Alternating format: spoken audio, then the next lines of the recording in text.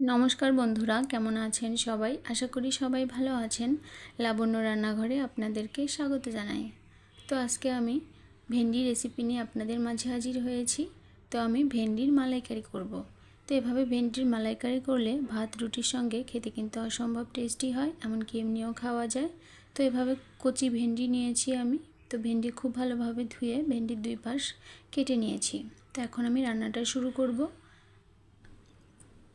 গ্যাসের চুলা অন করে দিয়ে পরিমাণ মতো তেল দিয়ে দিলাম, আর তেলের উপরে ভেন্ডিগুলো দিয়ে দিয়েছি। খুব সামান্য পরিমাণ লবণ আর হলুদের গুঁড়া দিয়ে ভেন্ডিগুলো হালকা করে ভেজে তুলে নিতে হবে।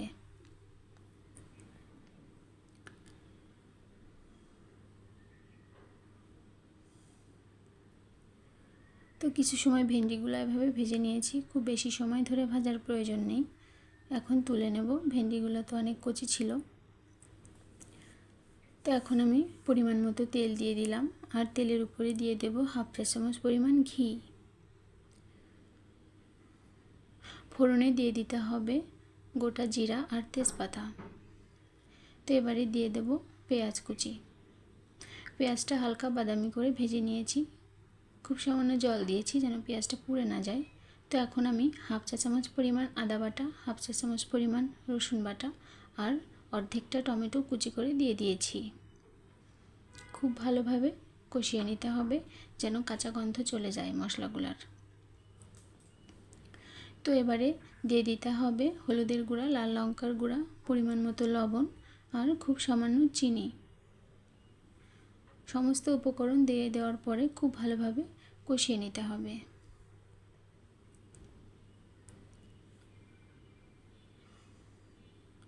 সামান্য একটু গরম জল দিয়েছি যেন মশলাগুলো পুড়ে না যায়।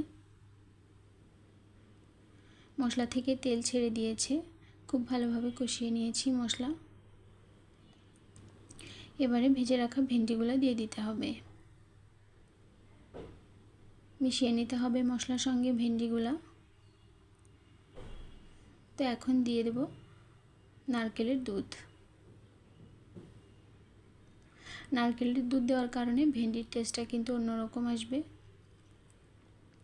এভাবে ভেন্ডি রান্না করলে খেতে খুবই টেস্টি হয়। আপনারাও এভাবে রান্না করে খেয়ে দেখতে পারেন। তো এখন আমি কাঁচা লঙ্কা চেরা দিয়ে খুব ভালোভাবে মিশিয়ে নেব, তারপর ঢাকা দিয়ে কিছু সময় রান্না করে নেব।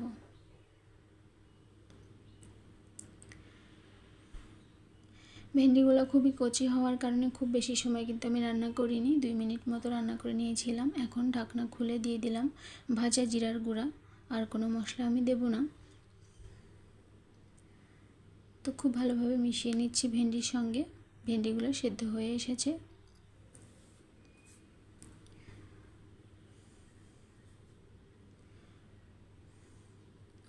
এই তো ভেন্ডি রান্না কিন্তু হয়ে এসেছে। তো এখন আমি গ্যাসের চুলাটা বন্ধ করে নামিয়ে নেব। তৈরি হয়ে গেল ভেন্ডির মালাইকারি। আজকের মতো এই পর্যন্তই। পরবর্তীতে আবার নতুন কোনো ভিডিও নিয়ে আপনাদের মাঝে হাজির হব। সবাই ভালো থাকবেন, সুস্থ থাকবেন, আর আমার ভিডিও দেখার জন্য আপনাদেরকে অসংখ্য ধন্যবাদ।